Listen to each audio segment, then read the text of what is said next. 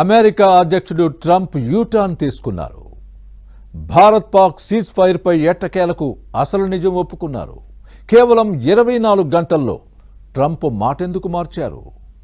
మోదీ ఎఫెక్ట్తోనే వెనక్కి తగ్గారా?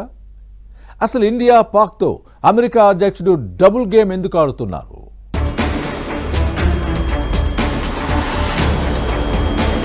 అమెరికా అధ్యక్షుడు ట్రంప్ వ్యవహార శైలి ఎవరికీ అర్థం అంతుపట్టదు. ఎప్పుడు ఏం మాట్లాడతారో, ఎప్పుడు ఎలా వ్యవహరిస్తారో ఆయనకే తెలియదు. ఒకసారి తాను చెప్పిన మాట మీదే తానే నిలబడరు. ఒకసారి అవునంటారు, మరోసారి కాదంటారు. అసలు ఎప్పుడు ఏమంటారో ఆయనకే కాదు, ఆయన్ను పుట్టించిన ఆ దేవుడికి కూడా తెలీదు. ఈ విషయాన్ని ట్రంప్ మరోసారి ప్రూవ్ చేసుకున్నారు. భారత్ పాక్ యుద్ధంపై కేవలం 24 గంటల తేడాలో ట్రంప్ 2 సార్లు మాట మార్చి ఆఖరికి అసలు నిజాన్ని అంగీకరించారు. భారత్ పాక్ మధ్య యుద్ధాన్ని తాను ఆపలేదన్న విషయాన్ని ఒప్పుకున్నారు.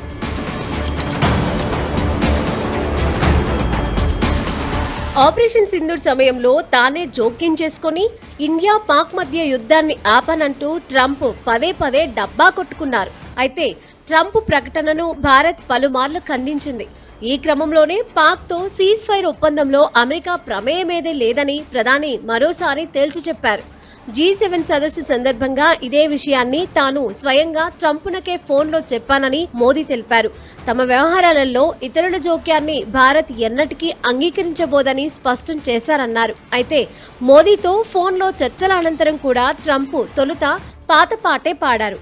మునీర్తో లంచ్ అయ్యాక మీడియాతో మాట్లాడిన ట్రంప్ పాకిస్తాన్ పై తనకు ప్రేమ ఉందని, మోదీ అత్యద్భుత వ్యక్తి అంటూ కొనియాడుతూనే భారత్ పాక్ యుద్ధాన్ని తానే ఆపానంటూ గొప్పలు చెప్పుకున్నారు. Well, I stopped a war between Pakistan. I love Pakistan. I think Modi is a fantastic man. I spoke to him last night. We're going to make a trade deal with Modi of India. This man was extremely influential in stopping it from the Pakistan side, Modi from the India side, and others. And they're both nuclear countries. I got it stopped. I don't think I had one story. Did I have one story written about it? I stopped a war between two major nations, major nuclear nations. అయితే ఆ తర్వాత ఏమైందో ఏమో ఒక్కసారిగా U turn తీసుకున్నారు. భారత్ పాక్ యుద్ధాన్ని ఆపింది తాను కాదంటూ అంగీకరించారు. భారత్ పాక్ కు చెందిన 2 తెలివైన నేతలు ఇరు దేశాల మధ్య ఉద్రిక్తతలను పరిష్కరించారన్నారు. 24 గంటలు కూడా గడవక ముందే భారత్ పాక్ మధ్య ఉద్రిక్తతలను ఆ 2 దేశాలే పరిష్కరించుకున్నాయంటూ ట్రంప్ వ్యాఖ్యానించడం ఆసక్తికరంగా మారింది.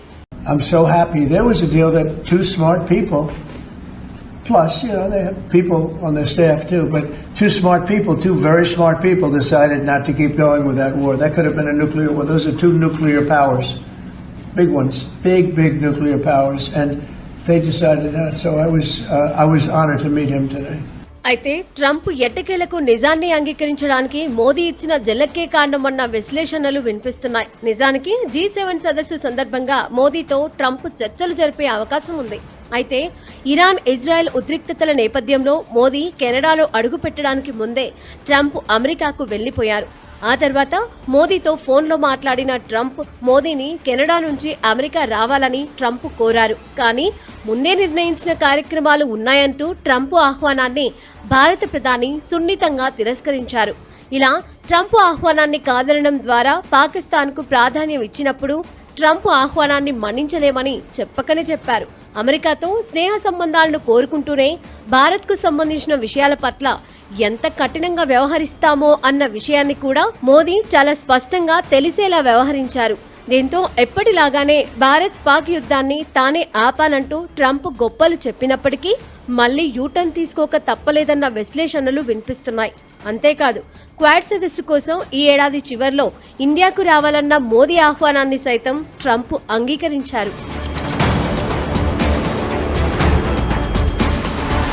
నిజానికి ట్రంప్ భారత్ ను మిత్రదేశం అంటూనే మరోపక్క పాక్ తో అంటకాగడం పట్ల భారతీయుల్లో తీవ్ర ఆగ్రహావేశాలు వ్యక్తమవుతున్నాయి. పాకిస్తాన్ ఆర్మీ చీఫ్ అసీం మునీర్ కు వైట్ హౌస్ లో లంచ్ పార్టీ ఇవ్వడంపై తీవ్ర విమర్శలు వెల్లువెత్తాయి.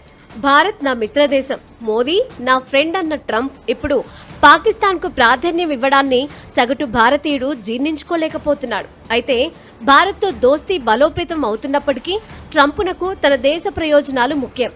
అమెరికా ఫస్ట్ నినాదంతో రెండోసారి అధ్యక్ష పదవి చేపట్టిన ట్రంప్ ఆ దిశగా ఎదిగేందుకు ఎలాంటి అవకాశాన్ని వదులుకోరు అనడంలో ఎలాంటి సందేహం లేదు. అందుకే తను మొదటిసారి అమెరికా అధ్యక్షుడిగా పనిచేసిన సమయంలో పాకిస్తాన్ పట్ల కఠినంగా ఉన్నట్లు కనిపించిన ట్రంప్ ఇప్పుడు అవసరాల కోసం అదే పాక్కు స్నేహహస్తం అందిస్తున్నారు. ఇక ట్రంప్ ఫ్యామిలీకి పాకిస్తాన్తో క్రిప్టో కరెన్సీ సంబంధిత వ్యాపార సంబంధాలు ఉన్నాయి. ఇప్పుడు ఇరాన్ ఇజ్రాయెల్ ఉద్రిక్తతల నేపథ్యంలో ఇరాన్కు అడ్డుకట్ట వేసేందుకు పాక్ స్నేహహస్తం ట్రంప్నకు అవసరం. మరోవైపు చైనాను అడ్డుకోవాలంటే భారత్ సహకారం ఎంతో అవసరం. వాణిజ్యం, టెక్నాలజీ, మానవ వనరులు, పరిశ్రమలు, రక్షణ సహకారం, దౌత్యం, మార్కెటింగ్ ఇలా ఏ కోణంలో చూసినా సరే రాబోయే రోజుల్లో అమెరికా భారత్ను విస్మరించలేదు. భారత పాకిస్తాన్ మధ్య ట్రంప్ దోబూచులాట అవకాశం వద్దారని బహుశా మునీర్ని పిలవడానికి ఇప్పుడు కారణం ఇంకోటి అయి ఉండొచ్చు అనేది అంచనాలు అనేక ఉన్నాయి. ఇరాన్తో యుద్ధం ఇజ్రాయెల్ది నడుస్తుంది.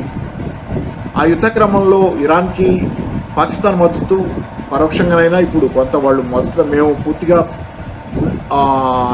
జోక్యం చేసుకోమని చెప్పినా కానీ పాకిస్తాన్ నాయకత్వం అంతా కూడా సివిల్ పౌర నాయకత్వం అంతా కూడా ఇరాన్కి అనుకూలంగానే మాట్లాడింది. అట్లాంటి సందర్భంలో పాకిస్తాన్ అణ్వాయుధ దేశం ముఖ్యంగా.